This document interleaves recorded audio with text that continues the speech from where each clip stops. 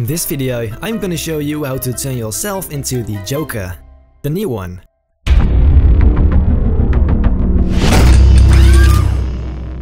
I'm so hyped for this new Joker movie that I want to show my love for it by turning myself into the Joker. I'm gonna show you step by step how to do this, so get your camera ready and take a beautiful picture of yourself. I noticed the new Joker wears a red and yellow suit, which I don't have, so I jumped into the only decent looking clothing I own and took a picture. Drop the image of yourself into the magical world of Photoshop and use whatever tool you like to mask yourself out. I use the pen tool for pretty much everything because it's the most precise, even though it takes forever and gets boring real soon, but who cares. I cut off my hand because the Joker doesn't strike me as a social media addicted person. By the way, this was the remote for my camera. I'm not this addicted to social media. At least not yet. So if you're done with your selection, make sure to convert that layer into a smart object, because that's just handy. Depending on the clothes you're wearing, the following steps might not be necessary or need to happen in a different way. I want to match my outfit as well as possible with the outfit of the Joker. This means I need to change the color of the jacket to red and the color of my shirt to yellow. Which is tricky because its original color is black, and black is very dark and yellow is pretty light. Anyway, I'm starting with the red color because I love red with all my bloody heart.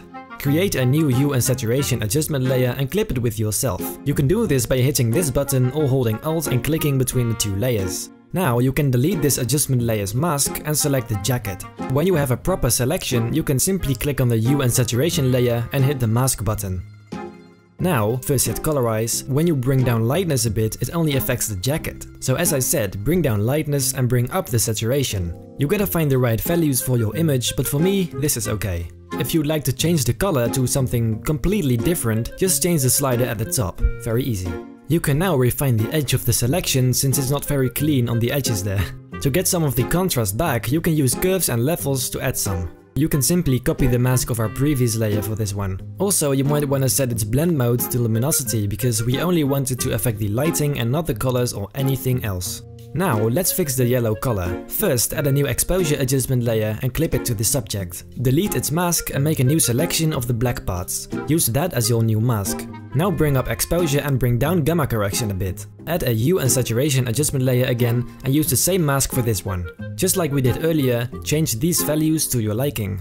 As you can see, these edges look pretty terrible, so I tried to manually fix those with brushes. It still wasn't perfect, but who's gonna zoom in that far anyway? I myself wanted that green color the Joker had too, so I repeated these same kind of steps again for the green color. And that little shadow I did with an exposure adjustment layer. That's pretty much the most part of the outfit, and before we're moving on to his face, let's explore some fun facts about the Joker. Did you know that the Joker killed over 2,000 people? The Joker has done his fair share of killing over the years, but what exactly are his numbers? According to the Joker's Devil's Advocate, he's got a body count over 2,000 people. But that book was released 21 years ago, so those numbers might possibly be closer to 3,000. And then we're still talking about the known deaths. And did you know that in The Dark Knight, Heath Ledger designed the Joker makeup himself? Picking up white clown makeup and cosmetics from drugstores, Ledger threw together his distinctive look himself. The makeup team then had to reproduce Ledger's work each day of filming. And did you know that the Joker was well aware that Bruce Wayne was Batman? He just didn't care at all. The Joker believed that Bruce is his disguise, while Batman himself is his true identity. Now, that's all super interesting, but let's get back to the video. So now comes one of the most important things, the white makeup. Add a new vibrance adjustment layer and take out all of the color. Now use its mask to make sure it affects the right area. If you have paint brushes, you could use those to make it look really painty. The Joker's makeup is kinda messy, so try to match that messiness. Also, don't forget to leave the eyes out. When you have that done, you can add an exposure adjustment layer and use the mask of the previous layer to make it look white instead of just grey. You can change the layer masks at any time if you don't like how they look. Like I do. That's obviously the only reason why I said that. If you've seen my recent It's video, the following steps might be familiar to you. Make a new hue and saturation adjustment layer and make it dark red. Supposing you know how these layers work by now. Now paint on the areas that need to be red. The new Joker has red on his mouth, nose and eyebrows, I guess? I mean, those are really freaking high, but yeah, eyebrows. Try to paint these shapes as accurate as possible. Now for the blue parts, it's the exact same idea, except it's blue and, well, not red. The Joker has at least some wrinkles, so to recreate those I did something very funny actually. I found this image online and dropped it on top of everything else.